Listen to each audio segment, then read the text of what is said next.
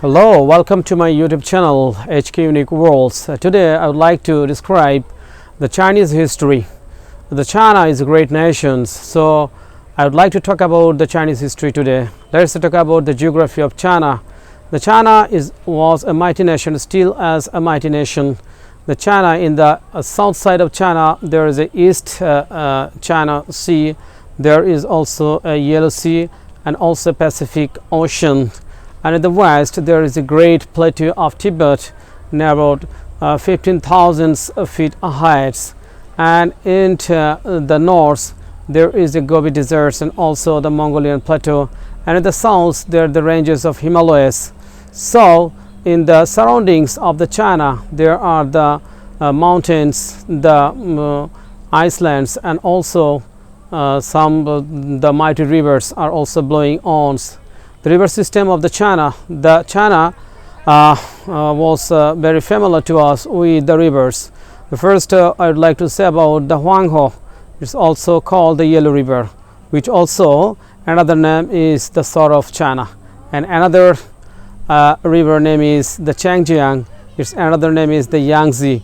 So the river systems were very dangerous in the previous times, because these two rivers were the cause for the flooding, and the immense misery came to the people of the Chinese.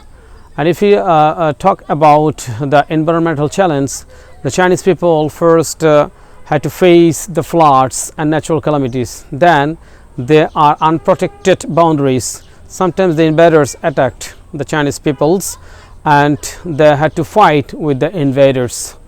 And let's talk about the human civilization in China. The civilization emerges in the Shang times. In 1927, a Peking man was found, which was Homo erectus in a species. So it is said that 1.7 million years ago, I mean the 500,000 years ago, the trace of human being was found in the river valley of the Chinese. So let's talk about the Shang dynasty. The Shang dynasty is the oldest dynasties, and it was famous for its excellent cities. Anyang was situated in the forest clearing, and most of the city peoples, especially the nobles, the rich peoples, were living the timber framed houses, and the peasants and other farmers and other peoples lived the huts nearing the cities.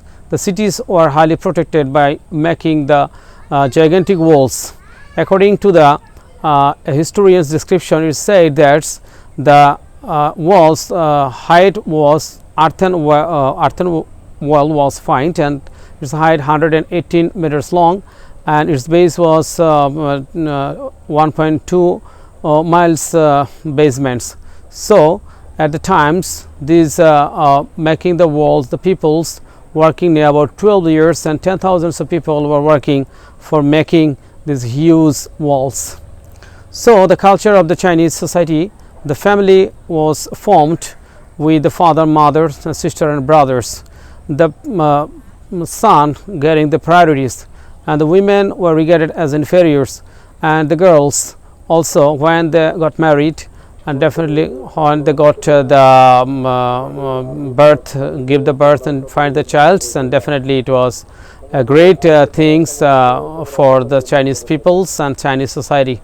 And the class systems was also divided by the two sides. First the nobles and the merchants, and the second side were the peasants. The religious belief, the ancient Chinese people actually believed the forefather, I mean the ancestors. They think that the forefathers had the great influence in their life. They had the power. If they do any good things, good fortune comes to them. If they do any wrong things, then definitely the misfortune come to them. So they strongly believe in the forefathers history, and the ancestors belief, their religious beliefs. The Shang kings were also consulted with the gods. Their supreme gods was Shang, and besides the Shang, there are small gods. To contact with the gods, a priest use a tool. It's called the oracle bones. By using these bones, the priest scratched questions and inscribed it, and then he applied a hot poker to crack it, and from that inscriptions he tried to check what the gods answer in it. So that was called the oracle bones. And the Chinese writing system was really unique and different from the other languages. In that sense, the Chinese people were accustomed to learn the pictorial characters. The one characters follow the one syllables. That was very tough to memorize these characters, and there is a big difference between the spoken and also the readings Chinese characters. The person who wants to be literate, he needs near about 1500 characters to memorize and the person who wants to be scholars, more than 10,000 characters must be memorized. So that was the writing systems of the times. And the Shang dynasty's times, the first dynasty, Xia dynasty, was built by a great ruler. He was named Yu the Great. He controlled the areas, and he also tamed the Huanghe rivers and made the history. He made the title the Great Yu, and he saved the Chinese peoples from the dangers of the mighty rivers of Huanghe. That's why it has the legendary talking about the Yu. He was great, and the Chinese king, the Shun, was so grateful to him that he has given him his throne to be the king. So the Yu the Great was the first king of China, and he also first built the Xia dynasty. So, and let's talk about how the Shang dynasty declines after coming to the Zhou. I mean the Jews, they have overthrown the Shang rulers and taking the powers. Jews were also believe in the mandate of heaven. Mandate of heaven means the authority or the power came from the gods. That's why whenever the ruler feels that his very poor conditions, like that natural calamities, floods or other things is happening, he thought that the God is angry to him. So the mandate of heaven, what was very important things for the Zhou rulers and the Zhou rulings. At the times, many inventions were invented, like the papers and other necessary things. And the times the roads and canals were built, the money coin system also was introduced, and the blast furnace, which was used for cast iron, also being used at the time. So the Zhou time was a really wonderful time. The Zhou rulers ruled China near about 8th century. So that was a huge time for them. But in the meantime, the Zhou rulers were becoming weakenings, and at the times the Qin dynasty was established, was built by the Qin rulers. He was also a legendary person. His name was Shi Huangti or Qin Shi Huang. He also called the first founder and the first emperor of China and the Qin dynasty.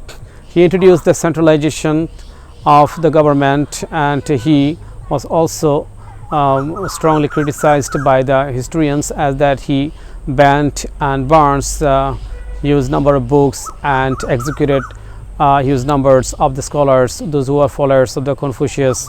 And he introduced new systems. He made the Great Walls, and also he introduced some new systems to the peoples, and he has standardized the coins. He standardized the unification of the China, and also he unified the characters, and he also the fond of loving of his life. He wanted to be mortal, but not to be mortal.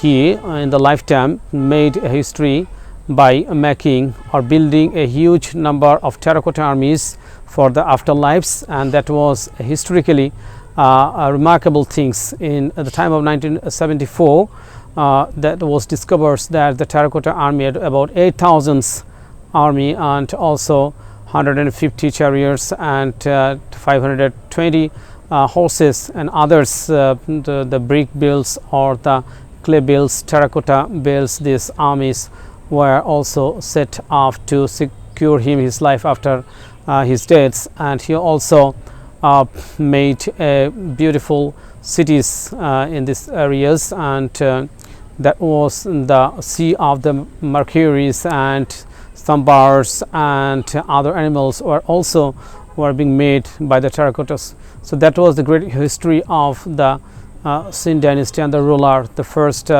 emperor of Shi Huangdi, or the Qin Shi Huang.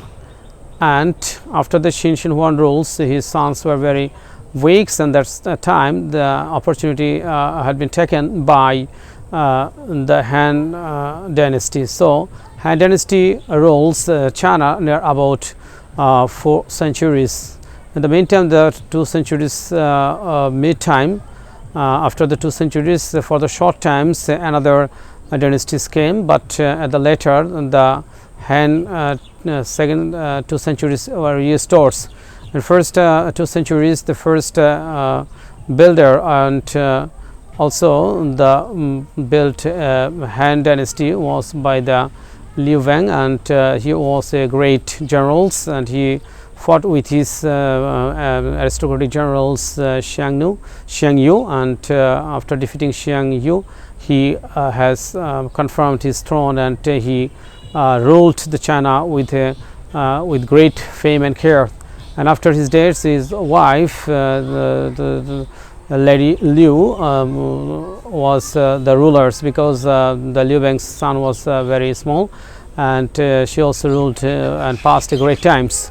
And after that, the Liu Wang's grandsons, Wudi, who was called the martial emperor, rules a long lasting times in the Han history of the China, and he was a remarkable rulers. In this way, the Han dynasty influenced great to the Chinese history. In the Han dynasties, the remarkable discoveries were happened, and also inventions like the wheelbarrows and also the windmills and other things which were changed the people of, and the women's got the priorities.